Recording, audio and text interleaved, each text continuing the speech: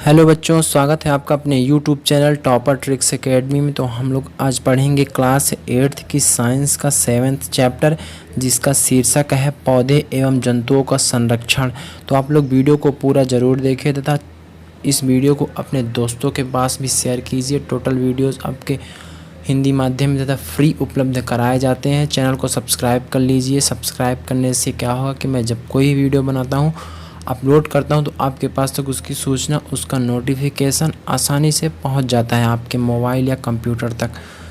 तो देखिए, आगे बढ़ते हैं। ये पाठ, आपको इस पाठ से बहुत कुछ सीखने को मिलेगा, तो इसको ध्यान से पढ़िए और समझ के पढ़िए तथा प्रकृति में उपस्थित बहुत ही महत्वपूर्ण अमूल्य चीज़ें पौधे एवं जंतु होते हैं, जिनके संरक्षण के विषय में बताया गया है। तो चलिए आगे देखते हैं। तो प्यारे बच्चों, आपके पाठ 7 में सबसे पहले कौन सा टॉपिक दिया हुआ है? देखिए, वनोन्मूलन एवं इसके कारण। वनों के कटने का क्या कारण है, उसके बारे में समझाया गया। तो हम सबसे पहले आपको बता दें कि वनोन्मूलन होता क्या है। किसी भी क्षेत्र में वृक्षों को बड़े पैमाने पर काटना। अब मनुष्य अपनी आवश्यकता की पूर्ति के लिए जब वृक्षों को बड़े पैमाने के लिए उनकी कटाई करता है, तो उसको क्या बोलते हैं? डिफॉरेस्टेशन बोलते हैं, वनोन्मूलन बोलते हैं। और वनोन्मूलन से बहुत ही वनोन्मूलन के कारण बहुत ज़्यादा प्रदूषण बढ़ रहा है तथा ग्रीन हाउस प्रभाव बढ़ रहा है, जिससे पृथ्वी के वातावरण को बहुत ज़्यादा नुकसान हो रहा है। तो आप लोग जानिए कि वनोन्मूलन क्यों हो रहा है। वनोन्मूलन हो रहा है मनुष्य अपनी आवश्यकताओं की पूर्ति के लिए, जैसे कोई लकड़ियों को बेचने के लिए, पैसे के लिए वृक्षों को काट रहा है, कोई वहाँ पास खेती करने के लिए वृक्षों को काट रहा है, तो कोई वहाँ पास उद्योग धंधे या घर मकान बनाने के लिए बड़े पैमाने पर वृक्षों को कटवा रहा है। ठीक, तो आप लोग ये समझिए। ये देखिए, कृषि के लिए भूमि प्राप्त करना, घरों एवं कारखानों को निर्माण करने के लिए, फर्नीचर बनाने एवं लकड़ी का ईंधन के रूप में उपयोग करने के लिए वनों की कटाई ज़्यादा पैमाने पे हो रही है। अब आप लोग समझिए कि जब वनों की कटाई हो रही, तो उसमें रहने वाले जो जीव जंतु हैं वो कहाँ जाएंगे? उनका भी विनाश हो रहा है। वो भी मनुष्य की आवास की ओर भाग रहे हैं, जो भी बच रहे हैं, और बहुत सारे तो मारे जा रहे हैं। अब आगे बढ़ते हैं। आगे है आपका वनोन्मूलन के परिणाम। वनोन्मूलन करने से, वृक्षों की कटाई करने से लास्ट में क्या परिणाम, क्या रिजल्ट प्राप्त हो रहा है? तो सबसे पहले तो आप जानिए कि वृक्षों को काटने से तो कोई भी फ़ायदा नहीं है, हमको नुकसान ही है। अगर जो ज़्यादा से ज़्यादा वृक्ष काटे जा रहे हैं, अगर आप वृक्षों को काट रहे हैं तथा उसी अनुपात में वृक्षों को लगा भी रहे हैं, उनका संरक्षण भी कर रहे हैं, तब तो बहुत अच्छी बात है। यदि आप वृक्षों को लगातार काटते जा रहे हैं, तो इससे क्या होगा? इससे वातावरण असंतुलित हो जाएगा। क्योंकि आज विश्व में मानव की जनसंख्या बहुत ज़्यादा बढ़ती जा रही है और बहुत ज़्यादा मोटर वाहन चलने के साथ साथ कारखाने भी चल रहे हैं, जिससे उनसे निकलने वाले धुएं से CO2 गैस तथा मनुष्य भी उनका उत्सर्जन करता है। और मीथेन गैस, जो कि वातावरण के लिए बहुत ही नुकसान करने वाली गैसें हैं तथा ये ग्रीन हाउस गैसें कहलाती हैं। ये क्या करती हैं कि ये वायुमंडल में जब इनकी मात्रा बढ़ जाती है, जैसे जब वृक्षों को काट लिया जाएगा तो इनकी मात्रा तो बढ़ेगी ही, क्योंकि वृक्ष इनको अवशोषित करते हैं। क्यों अवशोषित करते हैं? जब वृक्षों में प्रकाश संश्लेषण की क्रिया होती है, तो उनको कार्बन डाइऑक्साइड गैस की आवश्यकता होती है भोजन को बनाने के लिए सूर्य के प्रकाश की उपस्थिति में, और जल का उपयोग करते हुए अपने भोजन को बनाते हैं तथा ऑक्सीजन को रिलीज़ करते हैं, जिसको हम मनुष्य उसका इस्तेमाल करते हैं अपने श्वसन क्रिया को संपन्न करने के लिए, ऑक्सीजन को। और वो क्या करते हैं? कार्बन डाइऑक्साइड गैस CO2, जिसका सिंबल क्या होता है? CO2 बोलते हैं, तो उसको अब्जॉर्ब करते हैं, उसको ग्रहण कर लेते हैं, जो भी वातावरण में ज़्यादा से ज़्यादा गैस फैली होती है। अगर जो वृक्षों को काट दिया जाएगा, तो ये CO2 गैस वातावरण में ही इकट्ठी होती रहेगी और ये पृथ्वी के चारों ओर वातावरण में एक मोटे परत के रूप में हो जाएगी, और वो क्या करेगी? पृथ्वी से उत्पन्न और परावर्तित ऊष्मा और गर्म किरणों को वो वायुमंडल से बाहर नहीं जाने देंगी, अंदर ही रोके रहेंगी। तो क्या होगा? पृथ्वी का वातावरण बहुत ही गर्म होता जाएगा और गर्मी बढ़ती जाएगी। तो यही होता है ग्रीन हाउस प्रभाव। उम्मीद है आपको अच्छे से समझ में आ गया होगा। तो प्लीज़ चैनल को सपोर्ट कीजिए था, लाइक करिए वीडियो को था, ज़्यादा से ज़्यादा इसको अपने दोस्तों के पास ज़रूर शेयर कीजिए।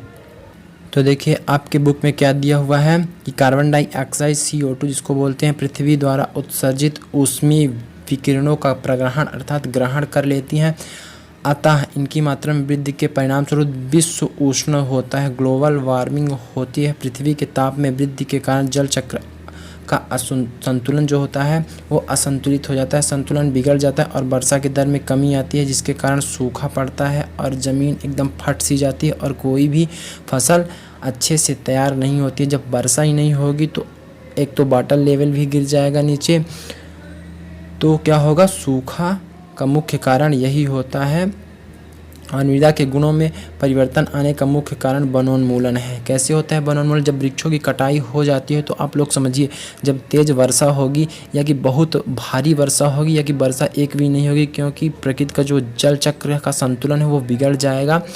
और जब वर्षा बहुत भारी होगी तो नदियों में उफान आएगा और उससे क्या होगा कि ऊपर की जो मिट्टी है धरती की, ज़मीन की, वो बह जाएगी। जो ऊपर की मिट्टी होती है वो बहुत उपजाऊ होती है, उसको क्या बोलते हैं, ह्यूमस बोलते हैं। मिट्टी का ह्यूमस वाला भाग वो बह जाएगा तो मिट्टी क्या हो जाएगी, उसकी उर्वरता छिन जाती है, पैदावार शक्ति बहुत कम हो जाती है।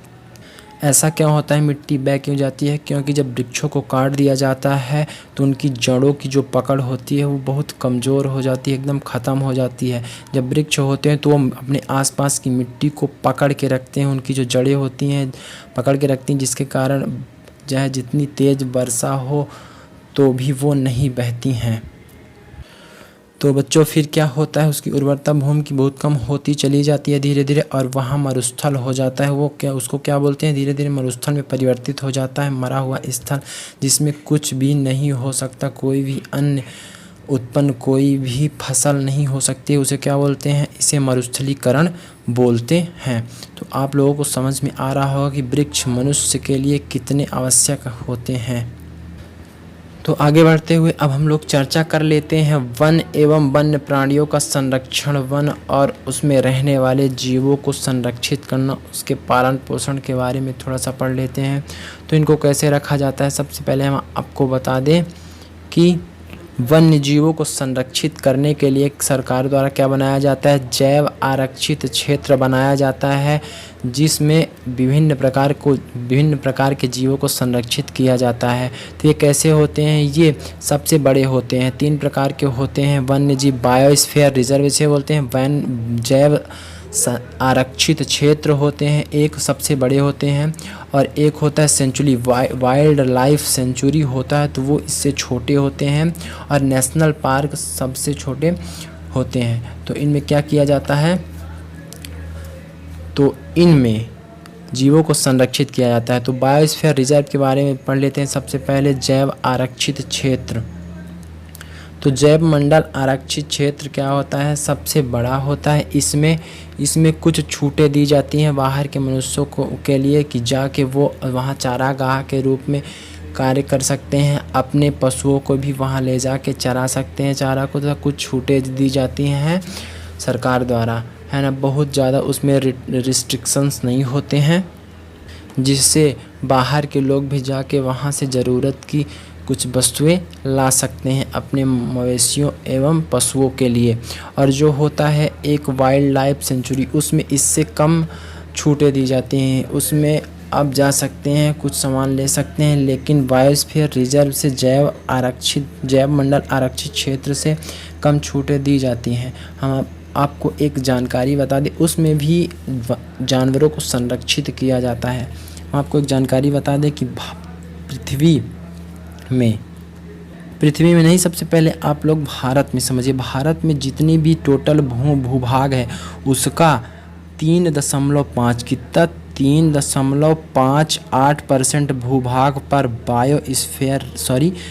वाइल्ड लाइफ सेंचुरी है, जिसको अभयारण्य बोलते हैं। हिंदी में क्या बोलते हैं, जैव अभयारण्य क्षेत्र बोलते हैं। कितने भाग में है, भारत के कुल भाग का 3.58% भाग में अभयारण्य है। जबकि नेशनल पार्क जो होते हैं उनके बारे में जान लीजिए। नेशनल पार्क में बिल्कुल कोई भी छूट नहीं दी जाती है, उसमें कोई भी व्यक्ति केवल घूमने के उद्देश्य से जा सकता है और वहाँ से कोई भी सामान ले आ नहीं सकता है, ना अपने मवेशियों को वहाँ ले जा सकता है।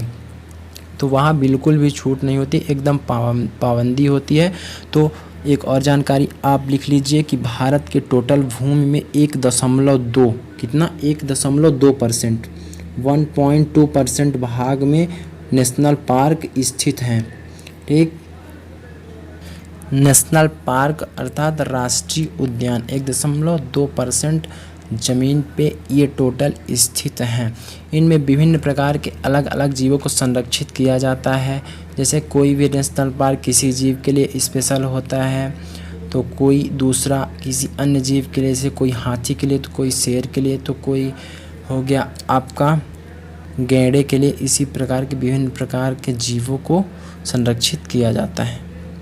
देखिए आपके बुक में क्या दिया हुआ है, पचमढ़ी जैव मंडल आरक्षित क्षेत्र में स्थित साल और जंगली आम के पेड़ को दिखाकर विशेष क्षेत्रीय वनस्पति जगत का उदाहरण दिया गया है। विभिन्न क्षेत्रों के विभिन्न पेड़ों को भी स्पेशल रखा गया है। जैसे यहाँ के क्या है, साल और जंगली आम को विशेषता दी जाती है। और यहाँ क्या होती है, भारतीय विशाल गिलहरी को संरक्षित किया गया है। और उड़ने वाली गिलहरी इस क्षेत्र के विशेष क्षेत्रीय प्राणी हैं, जैसे कि हमने आपको अभी बताया था और आपको चित्र में भी दिखाई दे रहा होगा। ये होती है विशाल गिलहरी इस तरह की, और ये होता है जंगली आम का वृक्ष।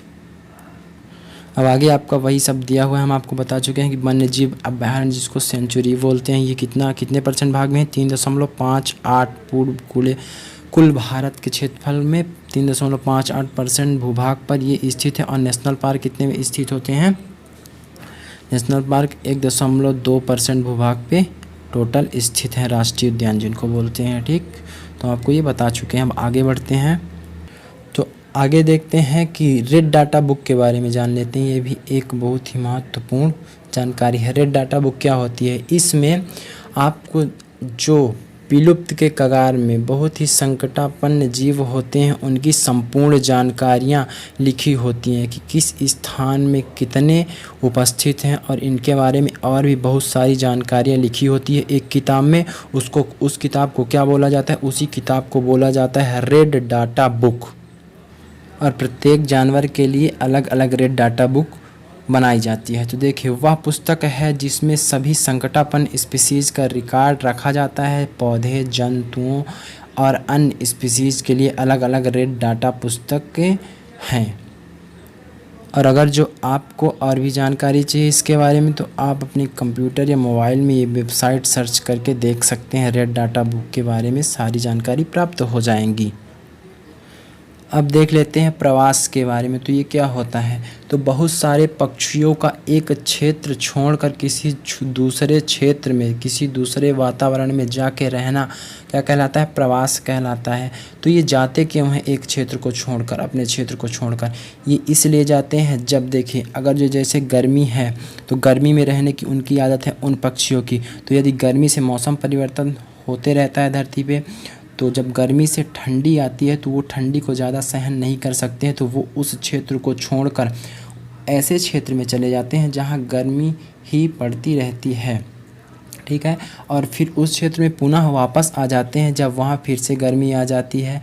तो इसी तरह से पक्षी प्रवास करते रहते हैं, एक क्षेत्र से दूसरे क्षेत्र जाते रहते हैं और वहाँ अपने बच्चों को पैदा करते हैं और उनको पालते पोसते हैं, फिर से यही क्रिया चलती रहती है। तो इसी को बोलते हैं प्रवास। क्योंकि जलवायु परिवर्तन के कारण प्रवासी पक्षी प्रत्येक वर्ष सुदूर क्षेत्रों में एक निश्चित समय पर उड़ जाते हैं। जो हम आपको भी बताए हैं वही लिखा हुआ है आपकी इसमें। देखते हैं कागज़ का पुनः चक्रण कैसे किया जाता है, क्यों किया जाता है। तो कागज़ का पुनः चक्रण करके हम लोग क्या कर सकते हैं, वृक्षों को बचा सकते हैं। क्योंकि कागज़ जो होता है वो वृक्षों से ही बनाया जाता है। जैसे बांस हो गया, उससे कागज़ बनता है, और इसी तरह के बहुत सारे वृक्ष होते हैं जिससे कागज़ का निर्माण किया जाता है। तो यदि कागज़ को अच्छे से यूज किया जाए, उनका पुनः चक्रण किया जाए, तो हम वृक्षों को वर्ष भर में ज़्यादा से ज़्यादा वृक्षों को कटने से बचा सकते हैं। देखिए 1 टन कागज़ प्राप्त करने के लिए पूर्ण रूपेण विकसित 17 वृक्षों को काटा जाता है। तो ये भी जानकारी आपके लिए महत्वपूर्ण है, इसको आप नोट करिए। जो भी महत्वपूर्ण जानकारी हम बताते हैं वो आप किसी अलग दूसरी एक नोट्स बना लीजिए, नोट करिए, आपको बहुत काम आने वाली है, चाहे वो कंपटीशन एग्ज़ाम आगे चल के हो, 9th में, 10th में, 11th 12th में काम आएंगी।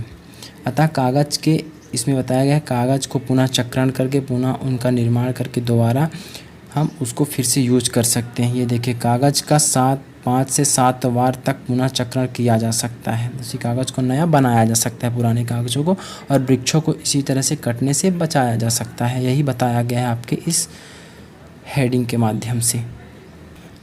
अब प्यारे बच्चों, आगे है आपका पुनर्वन रोपण।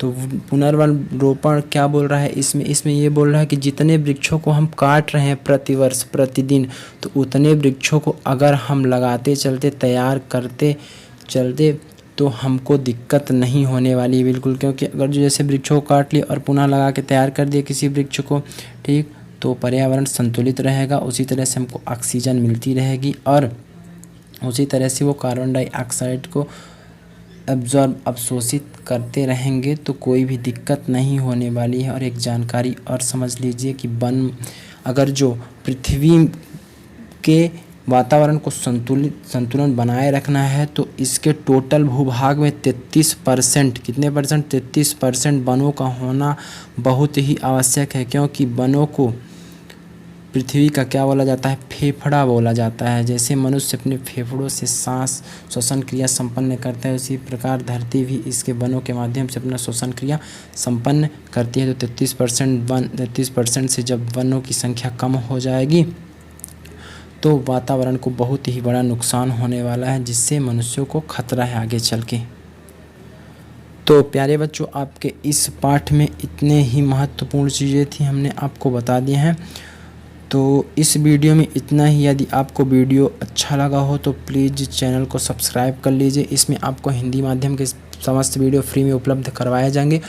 और आप इतना कीजिए कि इसको जल्दी से ज़्यादा आपके जितने भी मित्र हैं उनके पास भेजिए, शेयर कीजिए, क्योंकि आपको ही फ़ायदा हो रहा है, फ्री में टोटल वीडियो मिल रहे हैं। तो इस वीडियो में इतना ही, मिलते हैं अगले वीडियो में। जय हिंद, जय भारत।